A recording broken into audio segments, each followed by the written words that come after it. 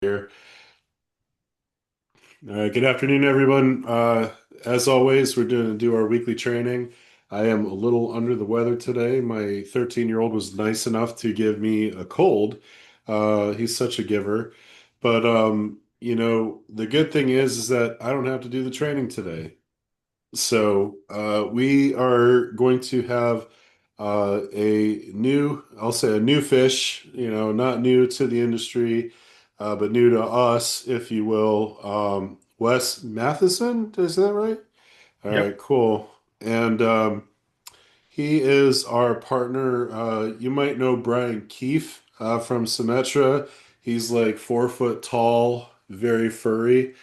So you might have stepped over him a couple times at our great collaboration event, but Wes is his internal partner who is here to talk about some of the late and great things from Symetra. One of the great things he's going to talk about, and I've preached about this for a long time, is really, indexing and how important it is to pick the right indexes, how important it is to set the right expectations. And, Symetra's been a great partner. I will say this, it's a couple success stories. Swift term, which I know we'll get into, but I had a 50-year-old, 50-year-old, get approved for $3 million in one day. I had a traditional IUL case for 10 million, 7.1 A1C, heart attack, death of his father at age 48, still got a preferred non-tobacco. Um, so not all carriers are built the same. We'll see some of the value proposition of what Symetra has today, and I'll let someone who doesn't sound like this monotone magic take over. And the floor is yours, Wes. Thank you so much for joining today. Great. Thanks. Um, hi, everybody. My name is Wes Matheson. I'm the internal sales consultant for the Southwest team. I am a direct contact at Symetra for y'all. I've been in the industry, I think, 11 years now. Um, Spent 7 years at Symetra, left Symetra for an opportunity at a BGA. So I worked in the BGA space for about 2 years, just really learning that side of the business. And then I got the opportunity to come back to work with Brian Keith and Sam. Um, and I jumped all over that opportunity to come back to the carrier level um, and get back into it. I just saw your chat there. I'm open to any questions too. I'm going to go over some slides today that go over just some of the newest stuff that we've been talking about. Um, it's called Mastering the Mechanics of IUL. A few years ago, we introduced the IUL University, where it was kind of more of a generic, not Symetra forward, just industry knowledge about IUL. This is kind of the next step of that. But there is some Symetra themes. We're going to go into, the index options that we have here at Symetra, and to Phil's point, why those are important. We're going to go into some VC high stuff, Michael. So I'll be ready for some questions there. But then we can get into anything Symetra related. I don't think that these slides, especially the ones that I'm going to go over, because I'm going to skip a few back and forth. I don't know if this will take an hour, but I'm open to any questions. Feel free to jump in at any time. I am going to share my screen here, and I'm going to start with this, and then I'm going to move on to a different one. All right. Can you see? Should be a PowerPoint page pulled up there. Perfect. So, just a quick update about a new underwriting program that we had just launched, our Super Preferred Upgrade program. There's some, criteria in there, clients 60 and younger. But basically, what we're going to do, if they qualify for a preferred non-nicotine rate, we're going to bump them up to super preferred, right? There are some things and less death benefit has to be on our accumulation IUL. There are some guidelines, but this is a pretty cool upgrade program, especially working with that accumulator product where we're going to be lowering the charges, which is just going to create more income for your clients down the line. I wanted to show you this, and I'll send out everything from this. I'll send it all to Phil, and then Phil can disperse it from there. But anything that we show up today, even if we pull up the live illustration, if we run an illustration together, I'll send out that sample illustration that we ran, and then everyone will get a copy of that. So I'm going to stop sharing that one. I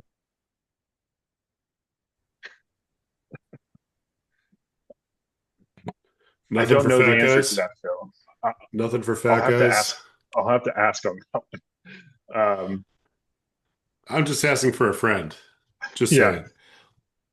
saying. All right. So is this slideshow? There we go.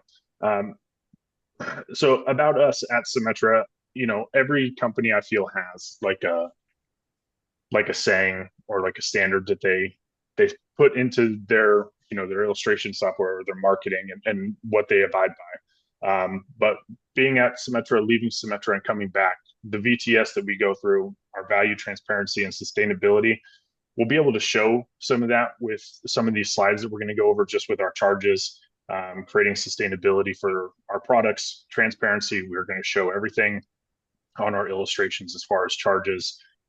Every single charge that comes out, we're going to detail that. So just some things working with Symetra. When we say stuff like this, we actually truly mean it. All right. I'm going to get down into the nitty gritty here. So Can you go back? Can you go back to yeah, the balls? Sorry. yeah, I think it's important for people to understand how big you guys are.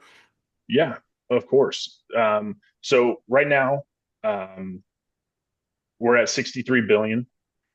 You can see that there. And then if you include Sumitomo Life, who's our parent company, 318 billion assets. So we are a pretty big company. We're getting larger every year.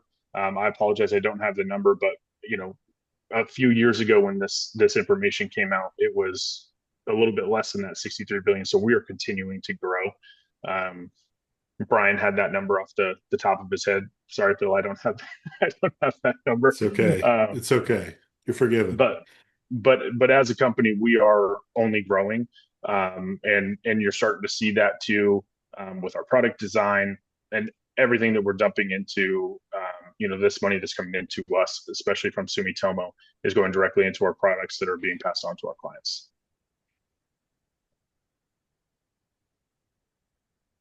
All right, so we're going to get into the indexes. These are the indexes that we currently have here at Symetra.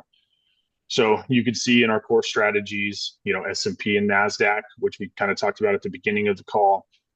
We have a JP Morgan Efficiente, which is a BCI. We'll get into that here in a little bit. And then we also have a blended S&P 500 with that JP Morgan Efficiente, which gives you access to an uncapped S&P 500. So something to think about there. And then our bonuses, that's going to be our S&P 500 and NASDAQ, both with a bonus, a fixed bonus. And with those strategies, when we'll talk about it a little bit later, but we just made a change in our default index options for our illustrations, and those have gone to the NASDAQ 100 with the bonus for our accumulation product, and then it's the S&P 500 with no bonus on our protection IUL. And then another volatility controlled index here is our Putnam. That's what we moved away from. I still have a little bit of faith in the Putnam in certain areas, and we can go into where I would.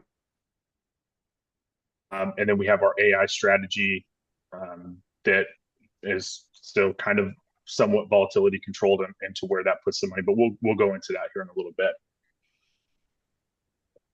So this slide, I don't spend too much time on it, but you can just kind of see the trend of where these go. Our fixed account at 5.25 right now, our capped S&P and NASDAQ with and without the bonus, our no cap with that 2-year blend, like I had mentioned earlier. And then going into our no cap volatility control with the Putnam and the JP Morgan. And those are going to have high participation rates and that sort of stuff. But this is a good screen, Michael, especially if you're looking at those carriers that, trying to stay away from the volatility control when you're, requesting an illustration. This was pretty important to put in there, I think, these are all the carriers now that are still using that volatility control. Even if you see an S&P 500 here, it's really not a pure S&P 500. They're still using a volatility controlled index in there. So we just wanted to highlight what those carriers are doing. Once again, this is a Symetra presentation, but we're not trying to be too Symetra forward here. And then the mechanics of the VCIs, with higher volatility, um, we move money to cash and treasuries to help stabilize the returns, and then in the lower volatilities, moving to equities to capture upside. The daily rebalancing on those, trying to be anywhere in that 5 to 8% on that's target on volatility, right? That's not really target on what the uh, return is going to be on those in most cases.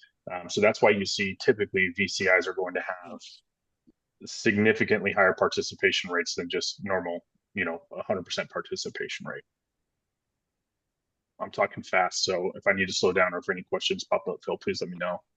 Well, I was going to say, if you go back to that one slide, yeah, right there. So when you talk about the 5 to 8% volatility, people will see that even if you go back one other slide, I believe Johan, you and I were talking, or you sent me an email about the intraday, the S&P 500 dynamic intraday, asking about it, and is it a good fund or not? And so when I looked it up, it was like made in August of this year. So, you can actually, with all these volatility controlled indexes, for people who don't know, if you want to learn more about them, you can literally Google them. They all fall a ticker and everything. They're all real. They're not made up, but they're just made more recently than the S&P and the NASDAQ. So to kind of go to the next slide where we talk about the volatility controlled index, I don't know, Wes, if you want to kind of explain what you have when something says a 5% volatility controlled. If not, I can don't jump in. But, some of that stuff I think is important for people to understand as they're picking for their clients. Yeah, I apologize, Phil. I might want to have you. I can explain it, but I don't know if I'd explain it as articulately as you can. Well, that's fine. So the lower the volatility controlled index percentage, the more conservative the index strategy is. So if you have something with a rebalance at 5%, you're going to see a higher participation rate because it's going to be a weaker fund per se. So you'll see like 180% because the volatility on that is going to be very minimal. So it might have a 1 or a 2% return that it needs 180% to actually get it to something that's valuable for you as a consumer to actually utilize it. The higher the number on that volatility, the closer you are to a true index. So like if you had a S&P with a 15% volatility, that's like the S&P. It's like as close as you can really get to it. So if it's the further down to the lower digits, the more VCI controlled it is, which means you're not going to see as high of a returns, which goes back to as you look at illustrations, as you look at options for clients, and I had this happen to me. I had an Athene annuity that I bought in 22 after I left Corbridge, and literally five different accounts. Two were S&P based with a participation at like 68% or something like that. 2 year point to points because I wanted to get through 23, assuming 24 was going to be better for some reason. And then I had three of them in these VCIs that had 285%, 180, and 300%. None of the VCIs hit. The only ones that hit were less than 100% because it had a higher volatility. It had a stronger growth opportunity. So when you think about the mechanics of these VCIs and you see the quote unquote volatility control, it's simply put to be a more conservative index. but they're not as nimble to recapture what an S&P or a NASDAQ can truly do because they spend a lot more time in that upper quadrant where you see higher volatility, cash and treasuries, to stabilize the returns. But, when have we not seen a volatile market, at least in the last 5, 6 years? So, so yeah, that's what I was trying to get at, from the conversation around when you see percentages next to the VCIs, the lower the percentage, the more conservative the account is, and the harder it is to move off of treasuries into something else. Thanks, Phil. Michael, you Uh, Michael, you went off mute. I was waiting for it. yeah. So, um, I just asked this question, right? If you're looking for your clients, um, you're going into an options strategy, right? The money's not actually going into the market. There's an options budget, and when you think about the options budget, options are contracts, right? You have a floor. If I have a floor, I want the most volatility possible, right? Like that's what makes options valuable. Look at Tesla versus look at Visa, right? If you buy options for Tesla, a lot more volatility, a lot more expensive. So you're going to get better growth from Tesla than Visa in an option strategy if you have a floor. I want that volatility. Hmm. Versus if I'm just looking for a stability, then yeah, I would want Visa, but that's not an option strategy. So how much sense does it make to take volatility out of an option strategy, right? Like from a client perspective, it doesn't make a lot of sense. I'll Yep. say that. Yep. All right. Yeah. Back to you, It, Wes. Sorry. it, A lot of opinions and here. to, no, that's great. And to those, to those points, you can see here, this was sourced from Life Trends. But you can see where, the year to date growth is on a lot of these VCIs. This isn't all of them. Um, but you can see a lot of VCIs, look at look at all of this red, and unfortunately, our if you're shooting for 1.35 and 1.3 when this came out, you're in the green, and there's 180% participation rate. But look at what the S&P's done year to Mhm. date, right? And then going over to since launch, most of these are under 5%. So how in our especially in an IUL, right, where you're creating segments with your money, how many of those segments are coming up as those zeros? And to your point, to Mike's point, yeah, you have a floor, but if you're not getting any upside, um, what's the point? Um, is where this screen is showing. And I've actually printed this off and put it on my desk as a reference, and just so that we can start talking to these things, because I do think it's important. One of the reasons that we made this change from going from our Putnam index being our default index, it looks great on an illustration, right? But when the actual performance comes out, it wasn't hitting those marks. And we were hearing that from a lot of producers and a lot of agencies saying, hey, this thing is not what you say it is. Volatility controlled indexes, we're moving away from those. So you're seeing a lot of agencies out there just running base S&P, right? S&P 500, we're not running anything else. So this was kind of like a we heard you thing. We're moving away from it too. If you're moving away from it, we're moving away from it as well. I was gonna say too with that real quick, Wes, and correct me if I'm wrong. This is just the raw numbers. So if I went out to Google and I did ML strategic balance since launch and the year to date is the 2.94 and 3.07, correct? Correct. This is not including any participation rates. So on top of that too, it also doesn't include the Flora Zero. So and we talked a little bit about this last night. There was about 5 or 6 of us on our call last night. And I've gotten 14% returns from the MLSB from PIMCO on my policies. It was a term conversion, Wes, so don't say, why didn't you do Symetra? It was a term conversion from when I wasn't a table for. So I'll put it that way. I'll accept But it. Yeah, thank you. Appreciate it.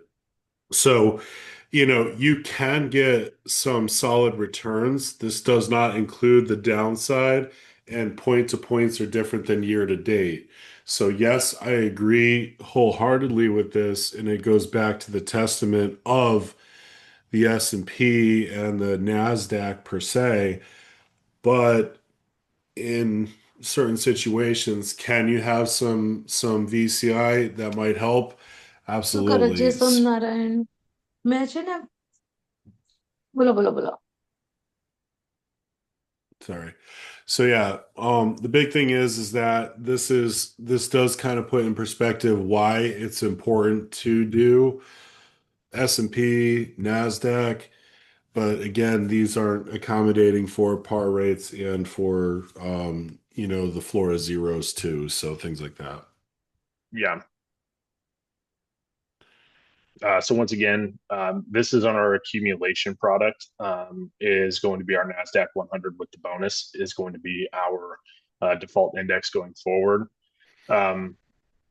So we'll get into some of this with the Nasdaq 100 versus the S&P. One of the benefits of doing the Nasdaq versus the S&P is you can see how closely they track together, right? And when the S&P is up, the Nasdaq is also up. When the S&P is down, the Nasdaq is also down. But of course, with to Michael's point again, having that floor of zero, the downside risk we're not too concerned about. But being able to use the Nasdaq 100 to capture that upside, you're seeing it as the same timeline as the S&P 500.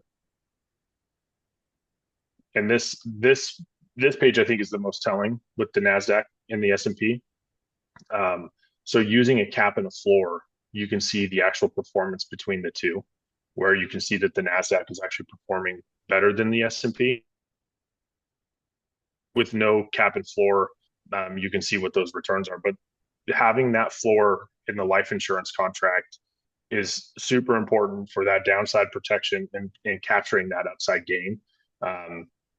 So I think this page is great too. I think this would make a great marketing page. You could even cut Symetra's logo out of it and send it out. These are on the Nasdaq 100 website. These are on our Nasdaq marketing pieces. But these are great. That you'd be able to cut these out, and get rid of Symetra's logo if you want to, and send it out to clients because this is a great piece. You mean you'd prefer we cut the Symetra logo out? I'll keep that. I'm just saying. I'm just saying. Yeah. Get into here. So bonuses versus multipliers. So with our default index is adding those bonuses, that's a fixed bonus. And right now it's 75 basis points. So, this is just a page showing, how some others work, with versus a par rate or versus a multiplier, and versus a fixed bonus. So premium comes in, take the charges out, you get the credit. One thing about Symetra that I'll say is some carriers do it this way, some don't. So I think taking into account how index credits work when choosing a carrier is important as well. So when your funds come in, right, and those initial charges or that premium load is taken out, and that money gets swept into the index, that's the number that your client is getting their credit based upon. And I think that's a very important fact. Some other carriers will wait until the very end and then credit based off of what that is after all those cost of insurance and expense charges have come out through the year. Some will take, a 12-month average and then credit versus that. We are crediting based on what money is going into the index initially. So I think that's a very important thing to mention.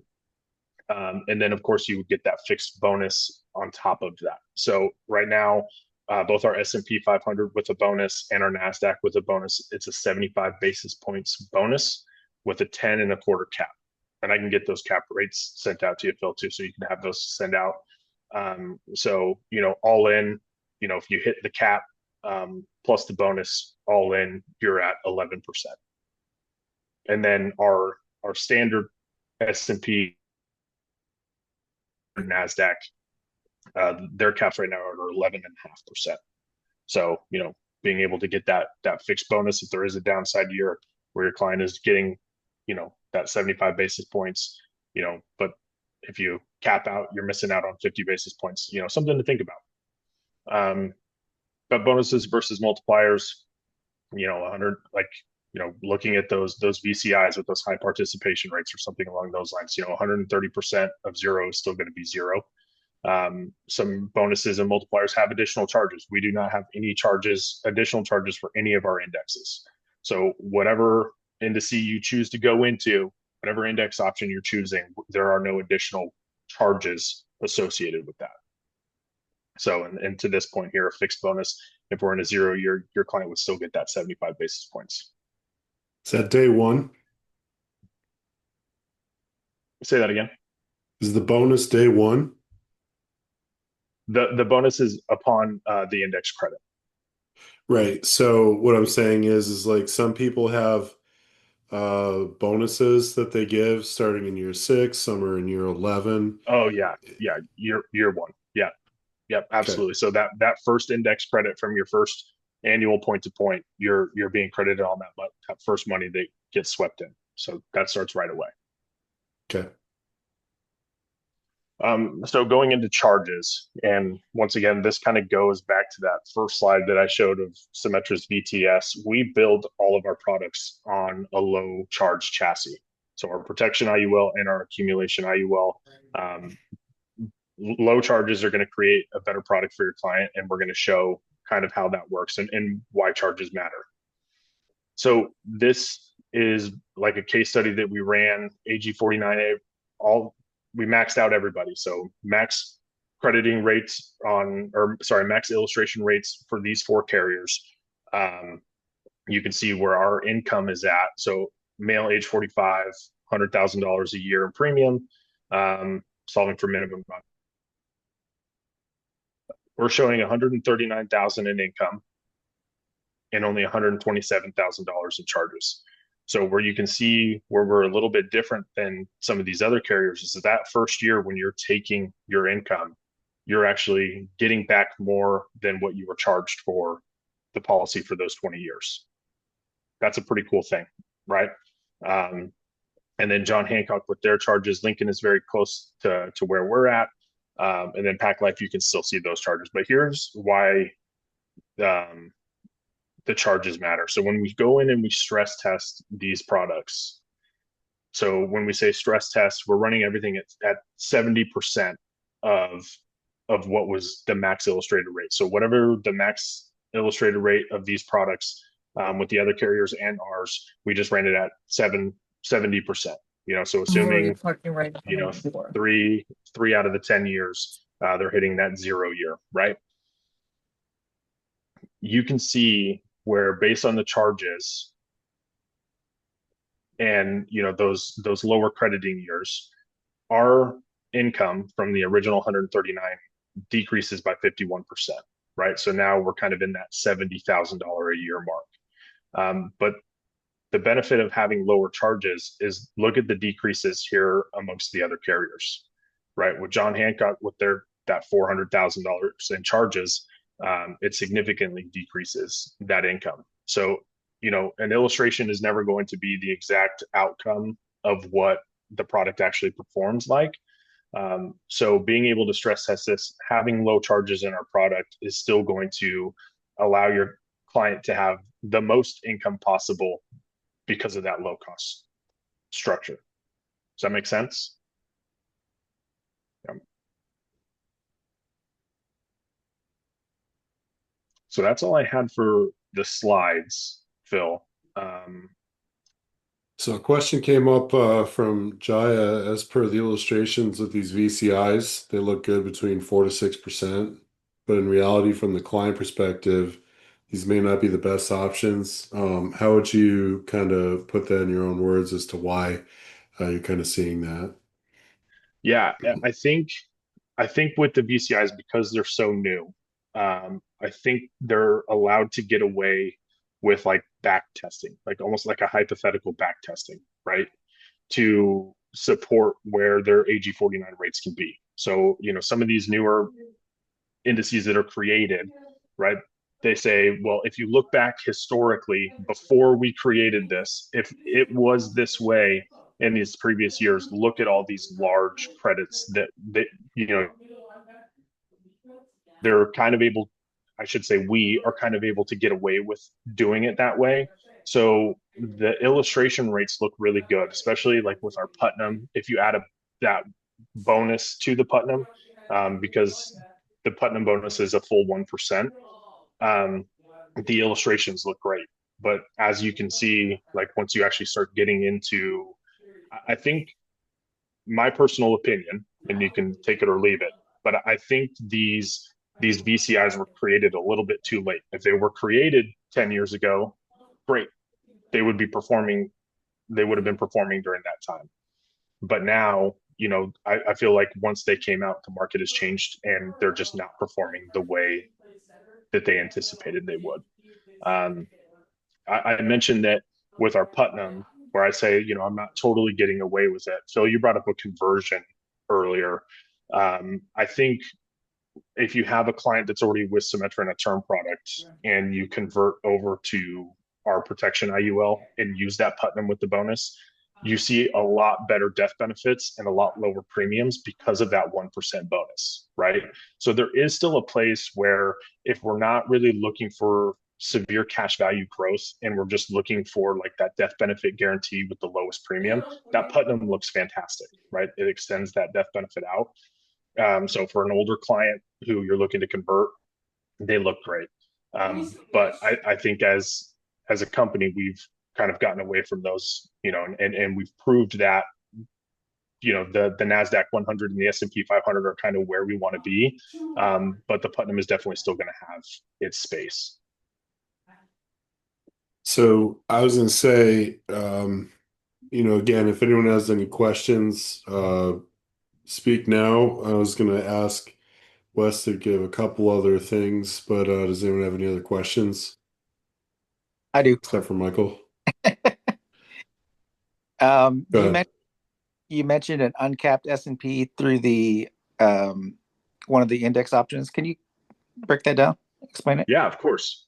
So we have a 2-year point to point that is a 50-50 blend of our JP Morgan Efficiente, which is a volatility controlled index, and the S&P. So in that 2-year point to point, that 50% that has gone to the S&P is an uncapped 100% participation rate introduction into the S&P. So half of it is going to that JP Morgan Efficiente, where you can see, some year, I think right now we're at like a 3% return.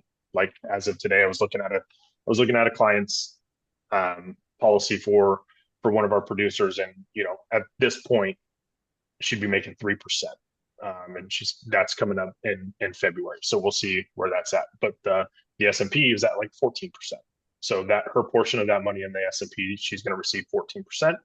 And then the other is going to be through that JP Morgan Efficiente.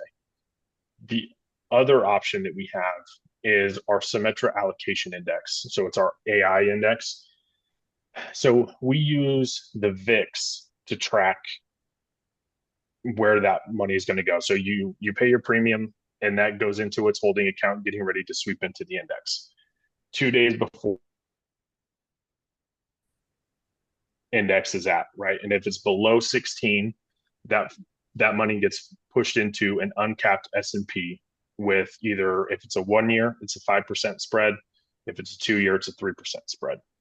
So you would receive anything above those. And then if that VIX is above 16, meaning that we're kind of in a high volatility, then it's going to move into an uncapped JP Morgan Efficiente. So we're kind of, to get access to the S&P, you're kind of playing the game of using that JP Morgan Efficiente as well. Okay, got it. And then how do the cap and par rates? I know this is or we're looking at a third generation Ascent IUL 3.0. How are the cap rates on the original Ascent? Right, like That's maintaining, or what do we look like? That's a great question. So we actually just had a cap increase on new business.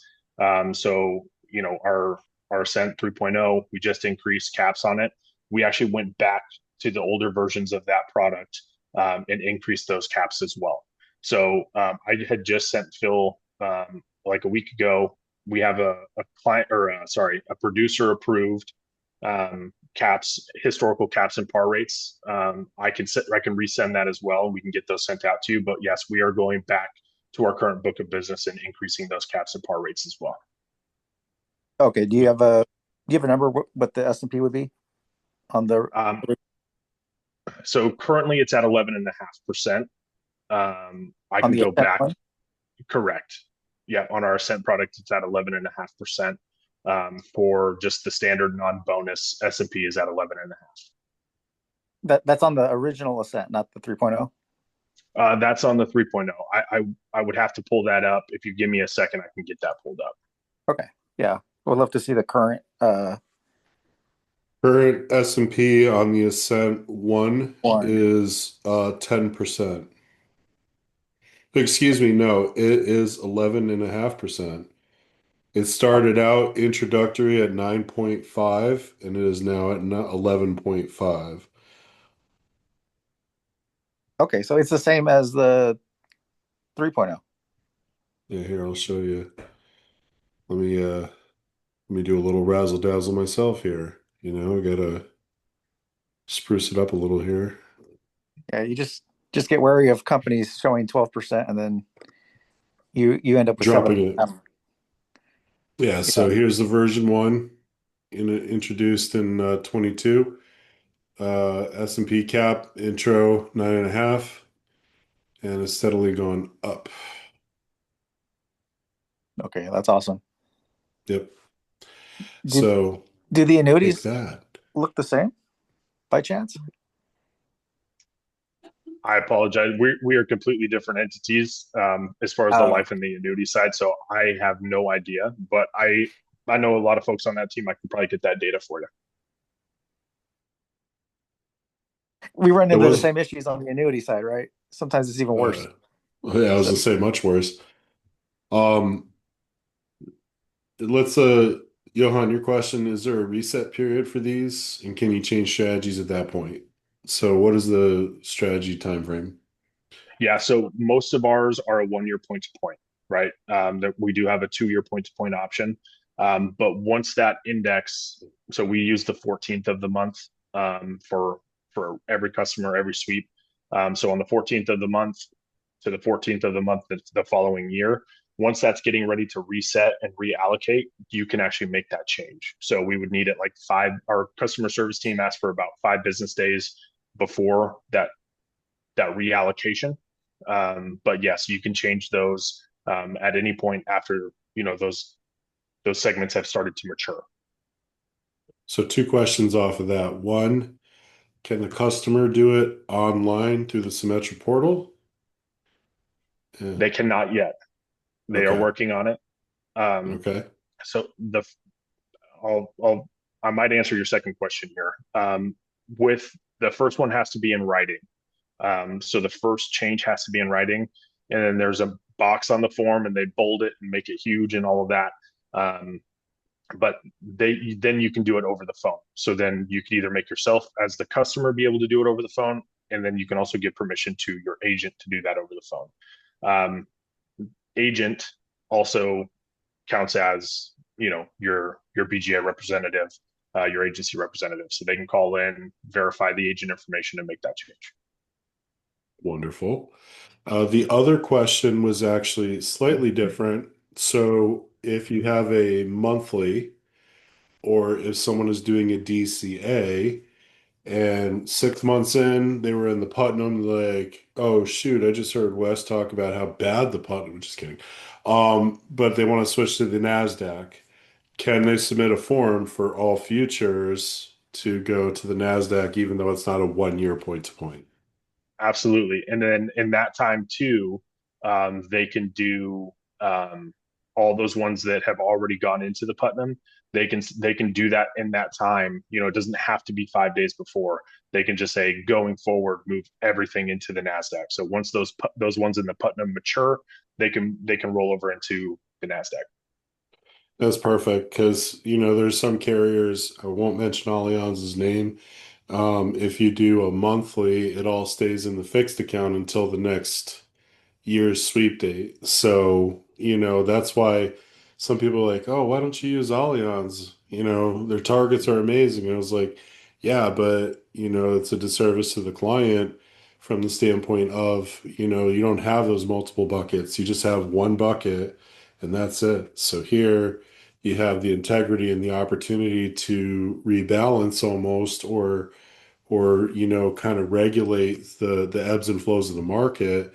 Now you have the strength of the Nasdaq with that. It's going to give your clients a better opportunity long term as opposed to just throwing it into one and rolling the dice.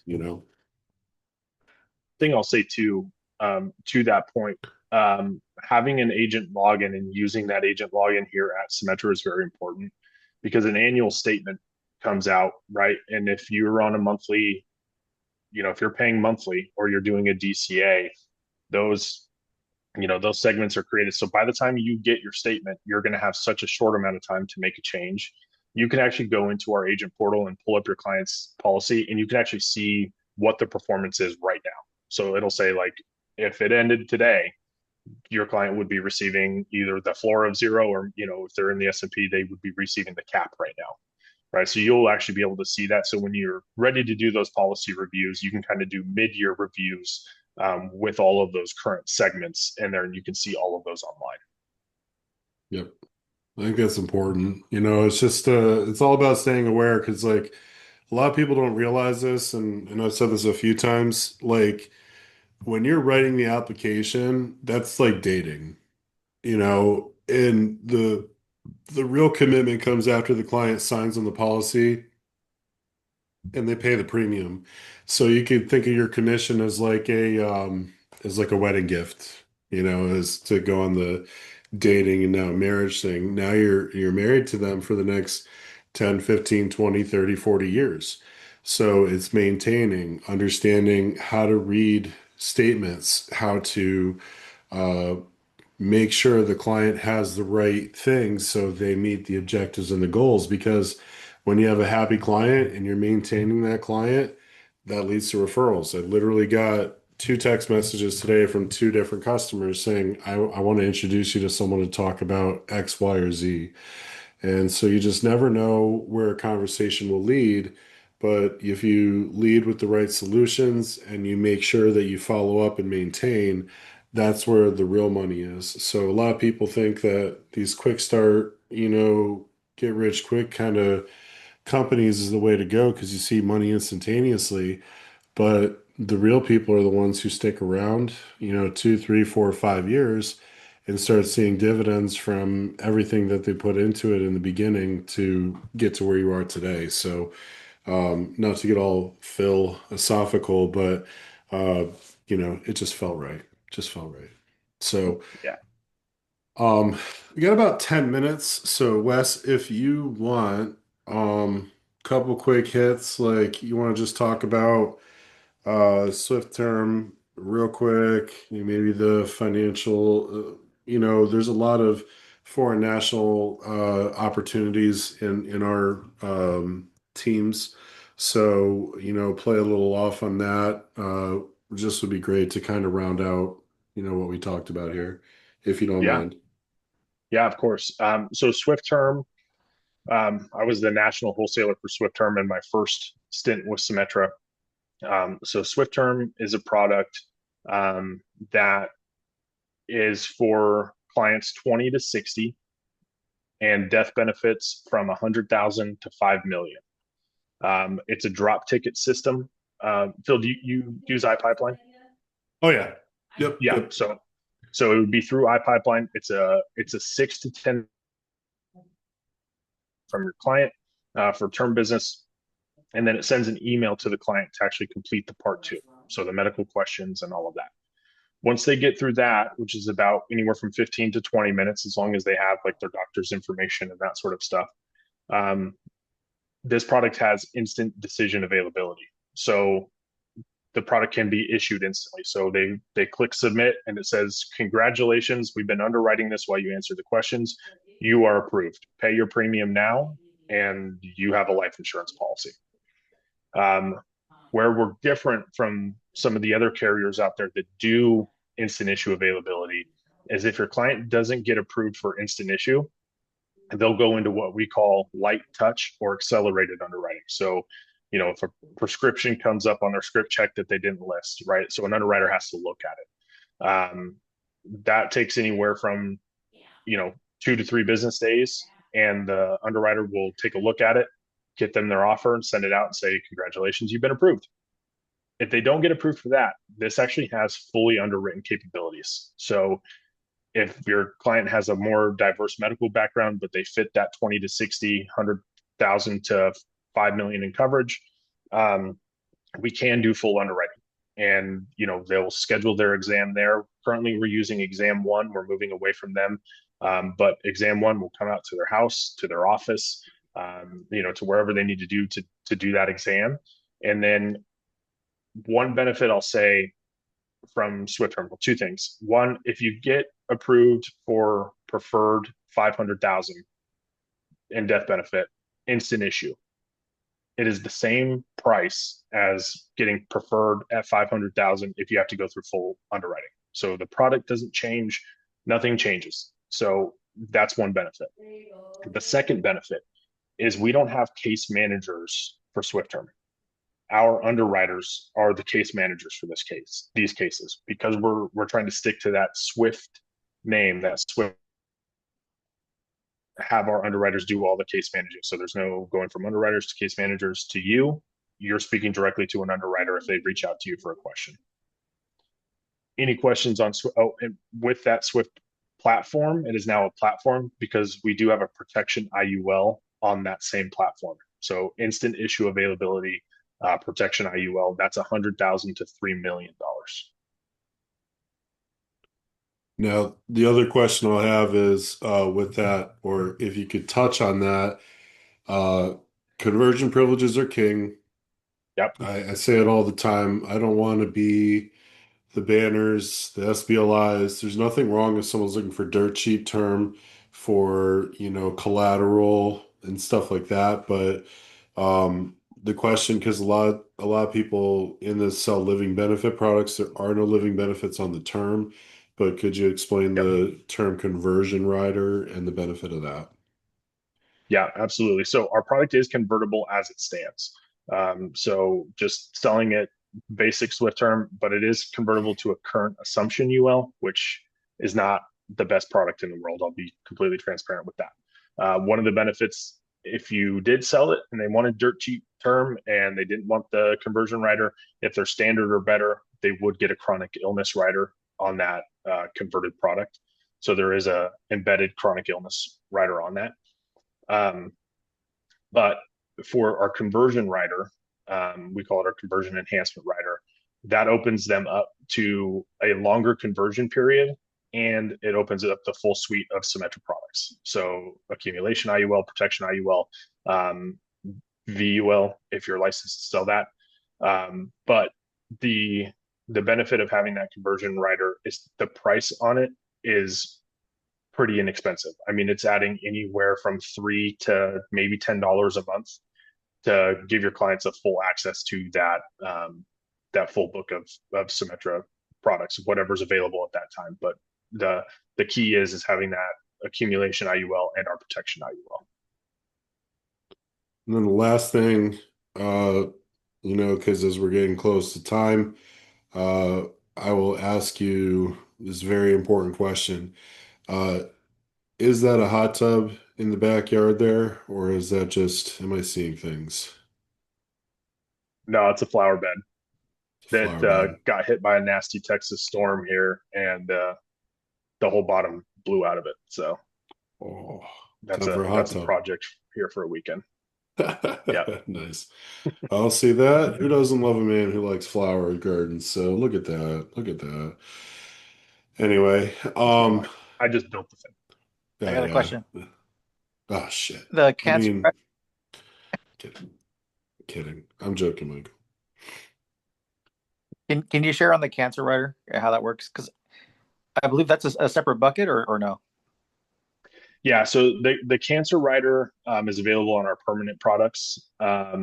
So it's a pretty cool thing. There is a charge for it. There's a one-time charge of I believe it's $500 from the policy. But what it does is it gives you access to testing after the policy has been issued. So it gives you chances for early detection for cancer, and then a ton of resources for if there is cancer detected. But the key part of that is that all of that is done after the policy's been issued. So after they've done their exam, the policy's been issued, it's in force. We can't take it away from them. That Cancer Care Compass Rider will kick in and give you access to early cancer detection. There are age limits on that for that, but I can get that information for you. We have a nice marketing piece on that I can send out on that. Okay, and you get the $500. What benefit does that give you from a payout, or is there one? So it's just for the charge of the testing associated with the rider. So it's a pretty intricate pre-cancer screening, and then all of if cancer is detected, it's basically access to an app after the fact too, that gives out family resources, medical resources, and what I'm trying to remember on it, but the cost associated with just purchasing that by yourself is like astronomical. So we basically get you a discount to access to that information. Okay, got it. So it's not an accelerated benefit. It's just extra benefits. Correct. Friends with benefits. All right, guys. Well, I want to say thank you, Wes. Truly appreciate the opportunity that you brought here today. As always, it's one thing to come in and listen. It's just like being at a football game in a huddle and not actually executing a play. So, what I would say is that if you have some opportunities, you have some thoughts and ideas that you want to kind of run by, let me know. We can always get Wes on a call as well, and add the value proposition of what Symetra has to bring. Look forward to another meeting. Maybe we'll have Wes kind of do some illustration designs, tricks of the trade for Symetra, how to make them look as awesome as possible. And, we'll continue on, adding value where we can here. So I want to say, Wes, thank you again. And everyone else, have a great rest of your day. And if we don't talk, have a great weekend as well. So thank you guys. Thank you, Phil. Thanks, Will. Later. Thank Bye. you.